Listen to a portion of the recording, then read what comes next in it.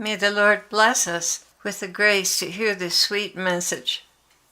It's July the 5th, 2015. And the Lord just seems to be getting sweeter and sweeter as far as messages go. They're just very, very heavenly messages. And tonight is about brotherly love. I had been in worship for quite some time, and the Lord began speaking to me. He said, "I'm right here by your side, my love. And I do want to draw you far away from the world and way up high into my heart." And it's funny because every time I would worship, I would kind of feel like I was tucked up underneath his arm and I was just kind of disappearing up into his heart. And I just kept having this feeling all night long, in fact, all day long, that was my place, is right there beside his heart. And that every time I was worshiping, somehow I entered into that heart and just about disappeared in his love. So this was right on target for what I was feeling. Don't know if I'm really saying it the right way, but maybe you get the picture. Anyway, he began, "I'm right here by your side, my love, and I do want to draw you far away from the world and way high up into my heart. This is that place of fullness where I exchange your weakness for my strength, your ignorance for my wisdom, your laziness for my industriousness, your fears for my faith. Up, up and away, high into the habitation of my heart, out of harm's way, in that place where none can disturb or disrupt. When you worship in this way I have given you, your soul is drawn along as if on a conveyor belt. I draw you with cords of love into the secret high place where all eventualities are realities. You exchange your limited human time for my eternal, endless time, in which I see the completed majesty of my creation. This supernatural exchange of energies from the divine wellsprings of life are what I wish to fill all my brides with, that they may walk in victory until I take them up and away with me. The challenges of your corrupted world overpower ordinary humanity. Nothing that is grounded in the world can stand. All must have its foundations in solid rock.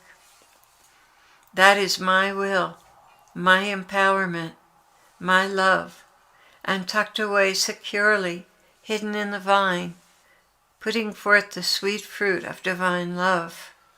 In this world, all turns bitter. In heaven, all turns sweet. As you walk in this life, grounded in me, this sweetness is exuded into your grapes from deep within me. These choice clusters are readily identified by those who know the voice of their shepherd, and another they will not follow. In these times I am calling out in love to those who have departed from the way, to those who have never known the way. Amidst a sea of bitterness, I am offering the sweetness of my love, something never before experienced. My focus is not on punishment, but love, for love is the last call to the rebellious and uninformed. The sweet melody of love is unmistakably different than the harsh crassness of the world. This divine fragrance touches that tender place within a soul that has yet to be filled. When he was talking about that, I was thinking of the film The Mission and the beautiful melody that the priests were playing on the flute, and how it just mesmerized the natives, the Indians, and how they were so drawn by love, by this melody, so drawn to them by this melody. He answered my thought.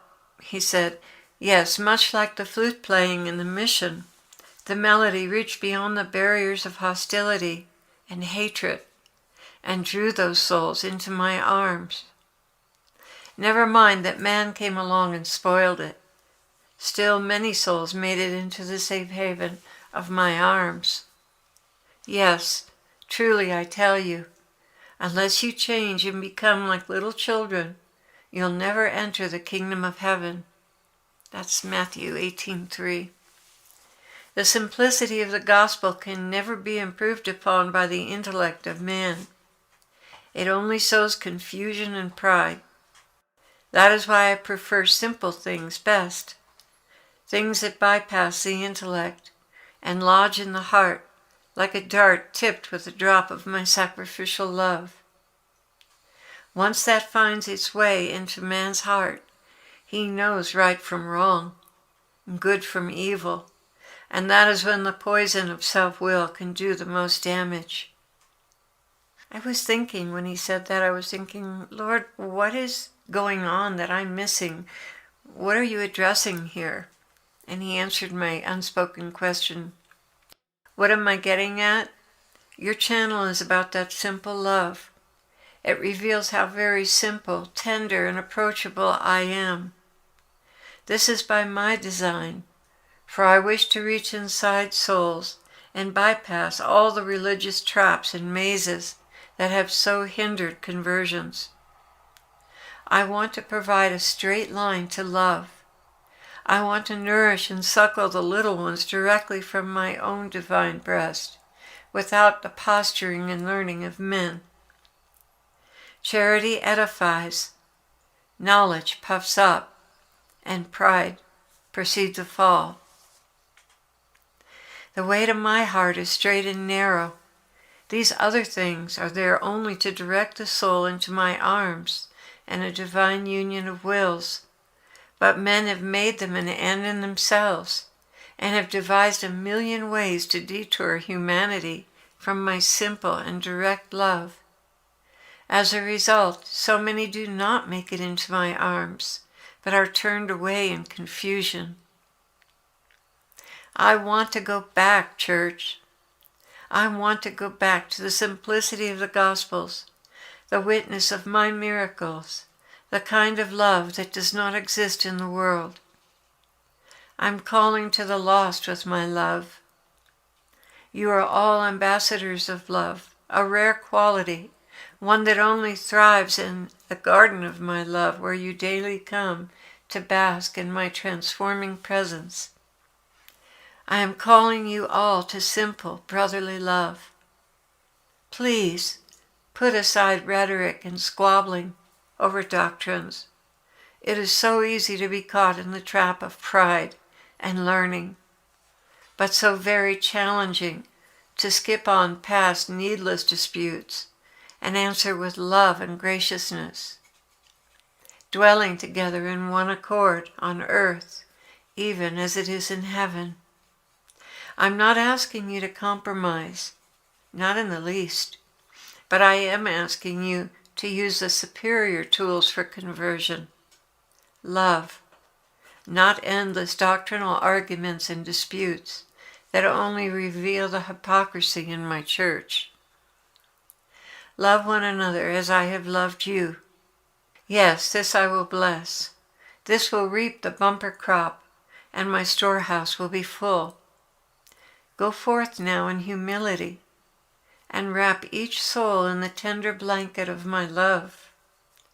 There they will find shelter from the relentless storms of confusion. There they will find rest. Bring them to me. I long to embrace the lost. Tenderly, bring them to me.